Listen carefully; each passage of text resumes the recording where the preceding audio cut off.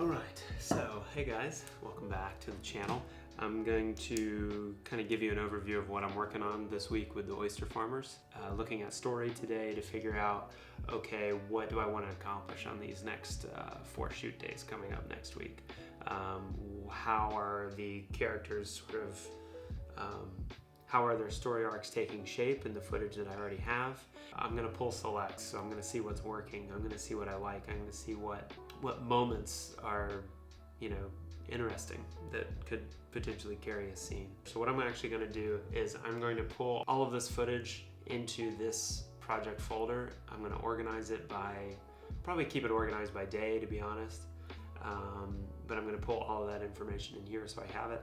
And after that, I'll hop into Premiere and pull my selects.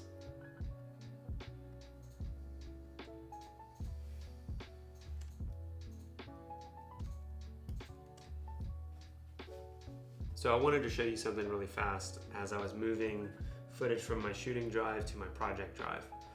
Notice here, and actually I have them on the same drive. I probably shouldn't do that. I should probably have like a dedicated shuttle drive or a shooting drive, a drive where I dump footage at the end of the day and then have a project drive, but I don't. In a perfect world, that's the way I would want to do it.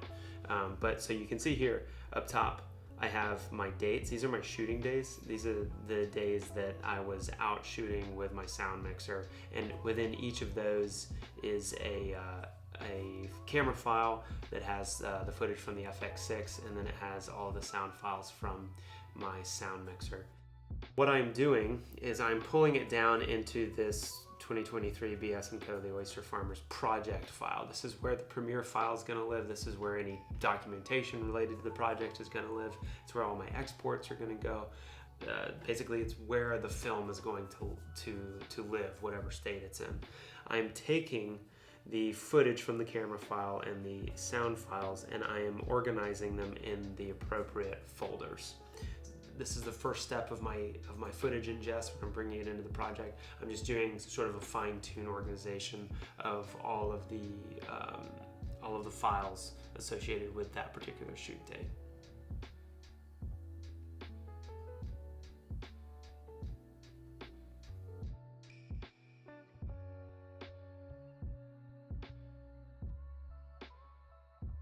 So now that I've pulled the footage into Premiere and I've done a little bit of an organization within the Premiere project, now I want to create a selects reel from each of the clips that I imported.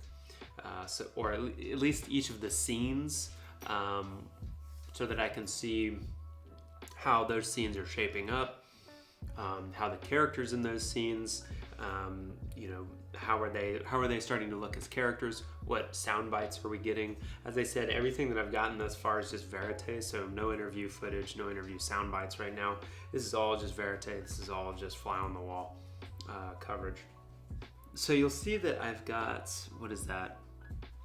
About an hour 20's worth of footage on the timeline, and it's comprising 7 clips in total. The reason that is because of the visual approach that I'm going with this documentary, which I'm not 100% on or sold on that I want to go this direction, but it was largely inspired by the film The Truffle Hunters by Dweck and Kershaw, and they utilized a lot of static wide shots. And they let their characters move throughout those static wides, interacting with each other and their environment. And it was a very captivating method of storytelling. And so I was experimenting with that style on this first shoot. The problem is that it's very difficult to get the coverage and the sound bites that you need in order to construct a storyline in a documentary using this method. As a matter of fact, Dweck and Kershaw spent the better part of 3 years working on that film, living in that community, filming every day. Sometimes they would set up one shot a day, and if it was a good day of shooting, they got that one shot each day, which is crazy different than what maybe you and I are used to in documentary, where we're shooting, multiple locations, multiple characters within a day, definitely multiple shots, multiple clips, sometimes hundreds of clips on a single day. And so this day we spent we got 7 shots on that day, and so it was a very unnerving experience as a director, because in my mind I'm like, we didn't get the coverage we didn't take advantage of the day today.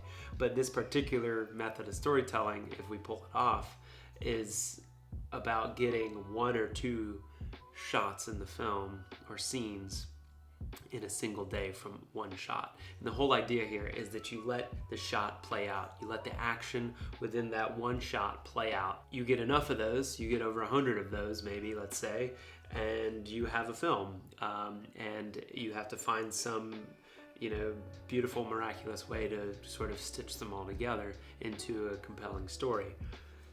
I'm not 100% sold that this is the method that I want to go on with this particular documentary, but I'm giving it a shot to see if it holds water, no pun intended. But I'm also open to, because it's such an early stage in the project, I'm still in development, that maybe I use parts of that approach with more traditional documentary storytelling approaches. So for right now, though, I'm going to go through each of the clips, each of the days, and each of the scenes, and pull out the selects from those scenes and just kind of see where things landed.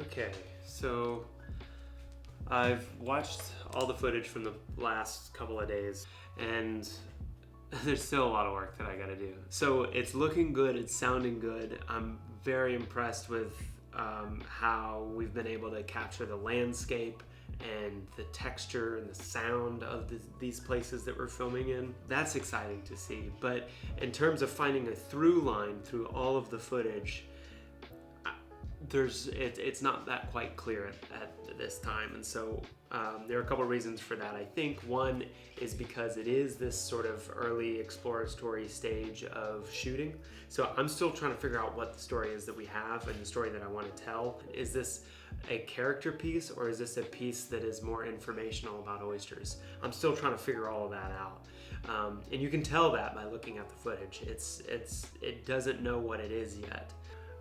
Another thing that I know that I need to start doing, I need to start spending more time deliberately every week watching really good documentaries. Documentaries that are educational and informative, but you also get a really good sense of who the characters are. You get a sense for the place. You feel the places that the film takes place in. But this exercise did give me a good idea of what I need to be looking for next week when we go and shoot. So that is the weekly update this week with the Oyster Farmers.